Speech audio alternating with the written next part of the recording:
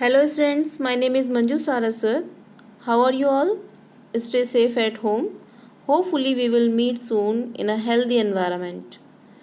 Environment, yes, our surrounding must be according to us and must know about it. In geography, we will know about many things. Students, living on our planet is not so secure. To protect ourselves, we have to understand the earth. Geography can be considered as a survival kit for mankind and for the earth. So, in our chapter, Resources and Development, we will know about the resources. So, we are dividing this chapter in 4 parts: introduction and classification, development of resources, land resources, and soils. So, first of all, we will start the introduction of the chapter and classification of the resources.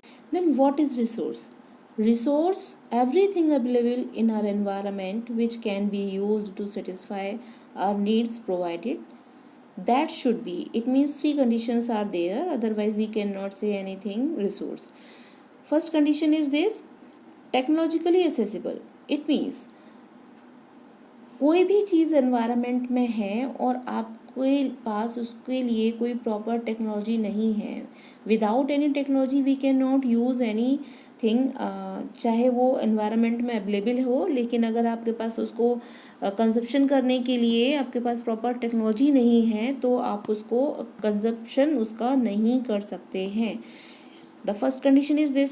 And the second is economically feasible. Economically feasible it means कि आपके पास वो बहुत ज़्यादा costly है, you can not afford it, तो वो भी चीज़ आपके लिए रिसोर्स नहीं है. And culturally acceptable, it mean suppose आप वेजिटेरियन हैं और आपके आसपास जो भी आपके लिए अवेलेबल है resource, meat, chicken, and it means जो चीज़ आपका कल्चर एक्सेप्ट नहीं करता है, अगर वो चीज़ें आपके पास रिसोर्सेज अवेलेबल हैं, इट मीन्स आपके लिए वो रिसोर्स नहीं कहलाएंगी, है ना. देन कल्चरली एक्सेप्टेबल होना भी बहुत ज़्यादा ज़रूरी है.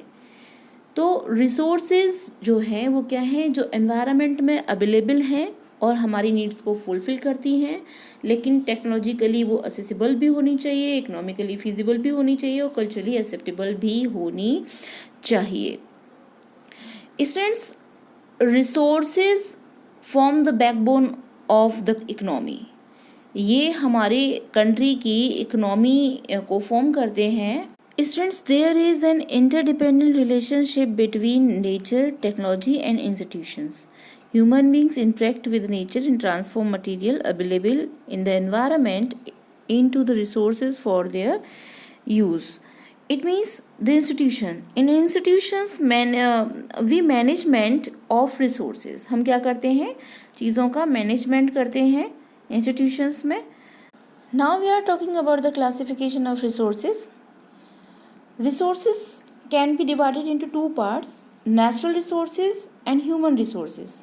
नेचुरल रिसोर्सेज को भी हम 2 पार्ट्स में डिवाइड कर सकते हैं: renewable and non renewable. Renewable and non renewable things.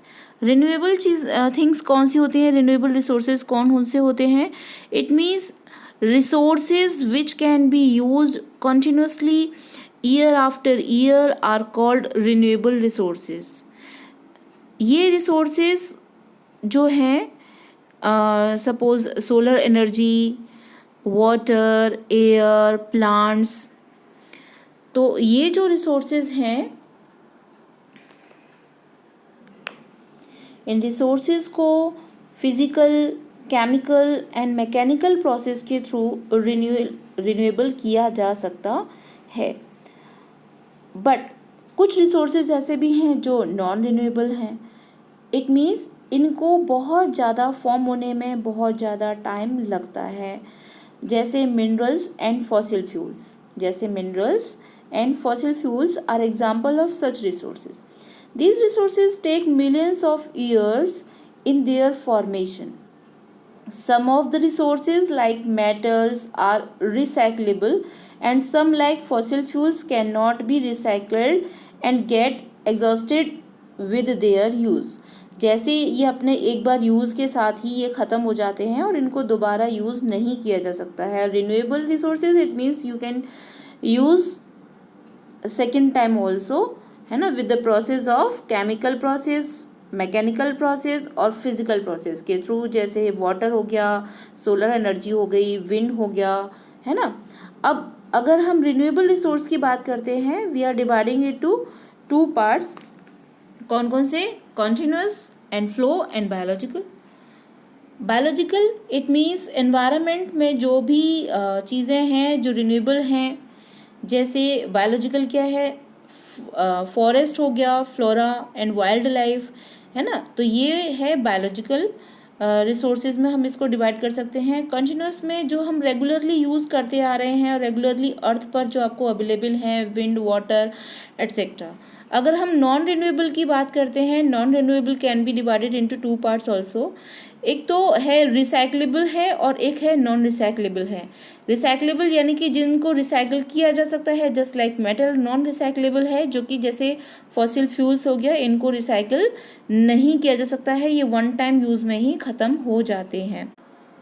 Human resource का structure and institutional it means the capital stock for policy making and the quality and quantitative way में भी हम इसको डिवाइड कर सकते हैं.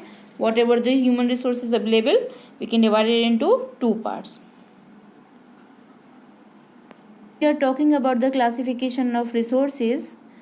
They can be classified in the many way. First of all, we are talking about on the basis of origin. Origin means जो इनकी उत्पत्ति हुई है उसके बेस पर हम इसको डिवाइड कर सकते हैं बायोटिक रिसोर्स में और अबायोटिक रिसोर्स में. तो biotic resource it means these are obtained from biosphere and have life such as human beings, flora, fauna, fishes. It means you can say the things they take breathe, they have life. Abiotic resources are the mountain, rocks, minerals, है ना. They cannot take breathe. In simple way I am saying all these things which are composed of non-living things are called abiotic resources. Resources का mean तो आपको पता ही है और example में आप ये पिक्चर्स के थ्रू भी देख सकते हैं कि abiotic resources कौन से हैं. This one, sunlight, air, temperature, water, soil and these are abiotic resources. And biotic resources fungi, flora, फोना, प्लांट्स, है ना, एनिमल्स एट्सेट्रा. सो ऑरिजिन बेस पर आपको पता चल चुका है कि बायोटिक अबायोटिक एक तरीके से जो लिविंग थिंग्स और नॉन लिविंग थिंग्स में हम इसको क्लासीफाई कर सकते हैं.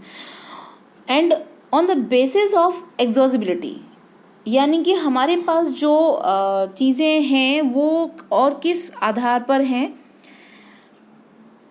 कुछ चीज़ें ऐसी हैं जिनको आप रिन्यूएबल हैं और जो कुछ चीज़ें ऐसी हैं, रिसोर्सेज ऐसे हैं जिनको आप रिन्यू नहीं कर सकते हैं, जो अभी हम थोड़ी देर पहले पढ़ भी चुके हैं. रिन्यूएबल में आपको क्या है? वाटर है, प्लांट्स हैं एंड सनलाइट है. और जो नॉन रिन्यूएबल थिंग्स हैं वो कौन सी हैं? जैसे कि पेट्रोलियम है, फॉसिल फ्यूल्स है, other fossil fuels just like coal, natural gases, है ना, nuclear bomb. All these things जो वन टाइम के यूज़ में ही क्या हो जाते हैं? ख़त्म हो जाते हैं. अगर हम ओनरशिप के बेस पर अगर बात करते हैं, जो रिसोर्सेज को अगर हम क्लासीफाइड कर सकते हैं, तो फर्स्ट जो है आपका वो क्या है? Individual resources. इंडिविजुअल रिसोर्सेज जैसे कि आप लोगों के घर हैं, आप लोगों के व्हीकल्स हैं, इनको हम इंडिविजुअल हैं ये, तो इनको हम क्या कह सकते हैं कि ये कैसे हैं? हमारे इंडिविजुअल रिसोर्सेज हैं. ये जो रिसोर्स हैं वो प्राइवेटली इंडिविजुअल्स के द्वारा ओन किए जाते हैं. जैसे कि बहुत सारे फार्मर्स होते हैं, उनके पास अपना एक लैंड होता है. और जो सेकंड है वो आपका क्या है? सेकंड है हमारा जो कम्युनिटी बेस्ड रिसोर्सेज हैं. Community based resources it means जैसे कि गांव में, विलेज में पॉन्ड होता है. अर्बन एरियाज़ में हम बात कर सकते हैं, पार्क्स हैं, है ना, और पब्लिक पार्क्स हो गए, पिकनिक स्पॉट्स हो गए, प्लेग्राउंड्स हो गए, ये टेम्पल हो गया, ये सारी चीज़ें क्या हैं, कम्युनिटी के ओनरशिप में आती हैं, जो एरिया है उसके ओनरशिप में आती हैं। अगर हम थर्ड पार्ट की बात कर, ये हमारा डन, एंड थर्ड पार्ट की अगर हम बात करते हैं तो वो क्या है, third part it means national resources. क्या है, नेशनल रिसोर्सेज।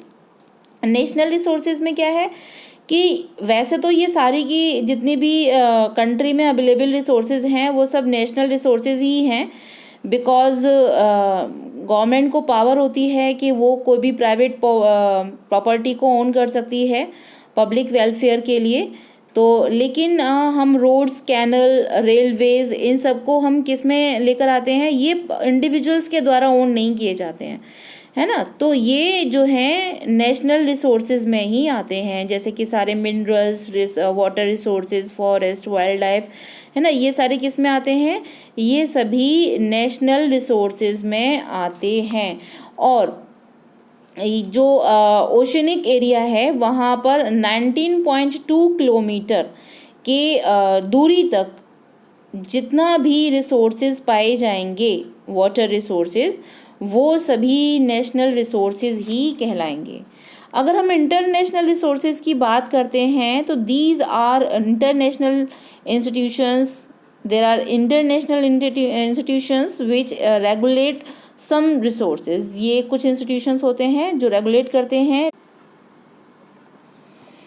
किसी भी कंट्री का 200 किलोमीटर्स से दूर या 200 किलोमीटर से आगे जो भी ओशनिक रिसोर्सेज हैं उन पर किसी भी पर्टिकुलर कंट्री का कोई भी राइट नहीं होता है। ये रिसोर्सेज इंटरनेशनल रिसोर्सेज कहलाते हैं, जो कि पर्टिकुलर कुछ इंस्टीट्यूशंस, इंटरनेशनल इंस्टीट्यूशंस के द्वारा ओन किए जाते हैं। इनको विदाउट परमिशन कोई भी कंट्री अपने यूज़ में नहीं ले सकता है।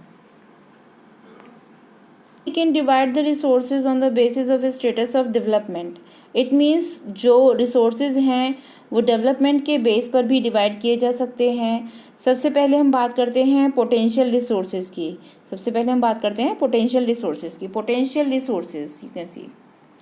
पोटेंशियल रिसोर्सेज कौन से रिसोर्सेज होते हैं? Resources which are found in a region but have not been utilized. यानी कि ये जो रिसोर्सेज हैं ये पर्टिकुलर किसी रीजन में पाए जाते हैं लेकिन अभी तक ये क्या नहीं हुए हैं, यूटिलाइज नहीं हुए हैं। जैसे western parts of Rajasthan and Gujarat में आप देख सकते हैं कि जो सोलर एनर्जी है वो बहुत ज़्यादा है, वी हैव पोटेंशियल, बट लेकिन अभी उसका जितना यूज़ होना चाहिए, जितना प्रॉपरली यूज़ होना चाहिए, अभी उतना यूज़ नहीं हुआ है। और ये सारे जो रिसोर्सेज हैं इसमें जो क्लासीफाइड किए गए हैं उनमें बहुत ज़्यादा माइनर डिफरेंस है, बहुत ज़्यादा डिफरेंस देखने को नहीं मिलता है। अगर हम सेकंड बात करते हैं डेवलप्ड रिसोर्सेज की, तो डेवलप्ड रिसोर्सेज कौन से हैं? ये रिसोर्सेज वो रिसोर्सेज हैं जिनका की सर्वे किया जा चुका है, इनकी क्वालिटी और क्वांटिटी के बारे में ये निश्चित किया जा चुका है कि कितना यूज़ के लायक हैं। And the development of resources depend on the technology and level of their feasibility. यानी कि ये अपने यहाँ पर कितनी टेक्नोलॉजी है ये इस पर डिपेंड करता है। अदरवाइज इनकी जो क्वांटिटी और क्वालिटी है वो डिटरमाइन की जा चुकी है, उनको सर्वे किया जा चुका है। अगर हम स्टॉक की बात करते हैं तो stock materials in environment which have potential to satisfy human needs. यानी कि हमारे एनवायरनमेंट में इतना पोटेंशियल है, मिनरल्स का है, मटेरियल है हमारे पास इतना है जो कि ह्यूमन नीड्स को सेटिस्फाई कर सकता है, but do not have the appropriate technology. But हमारे पास उसके लिए क्या नहीं है, प्रॉपर टेक्नोलॉजी नहीं है उसको यूज़ करने के लिए। It means we have, but हमारे पास उसके लिए टेक्नोलॉजी नहीं है। जैसे एग्जांपल के तौर पे हम देख सकते हैं कि water is compound of 2 gases. Water जो है 2 गैसेस का कंपाउंड है, hydrogen and oxygen, which is rich resource of energy. इससे बहुत ज़्यादा एनर्जी को प्रोड्यूस किया जा सकता है, but we don't have required technology. लेकिन हमारे पास इसके लिए प्रॉपर टेक्नोलॉजी नहीं है। अगर हम लास्ट में बात करते हैं तो हम रिज़र्व बेसिस पर भी इसको क्लासीफाई कर सकते हैं रिसोर्सेज को। तो ये रिज़र्व कौन कौन से रिसोर्सेज हैं? That is the subset of stock. which can be put into use with the help of existing technical know-how. It means we know the things available in environment, we know how to use, we know technology कैसे हम उसको accessible कर सकते हैं, but लेकिन अभी तक वो स्टार्ट नहीं हुआ है. These can be use for the meeting future requirement. उनके लिए इनका यूज़ कहाँ हो सकता है, फ्यूचर में हो सकता है. जैसे रिवर वाटर को भी हाइड्रो इलेक्ट्रिक पावर के लिए जनरेट करने के लिए यूज़ किया जा सकता है. लेकिन अभी इसका जो यूटिलाइजेशन हुआ है वो बहुत लिमिटेड है, कम है.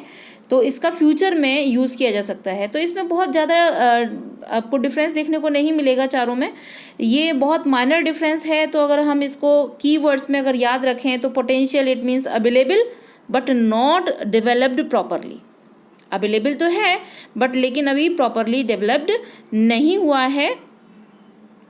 और अगर हम डेवलप्ड की बात करें तो अवेलेबल तो है but depends on the technology. और अगर हम स्टॉक की बात करते हैं कि available but do not have technology. And reserve की बात करते हैं तो available but not started with this available technology.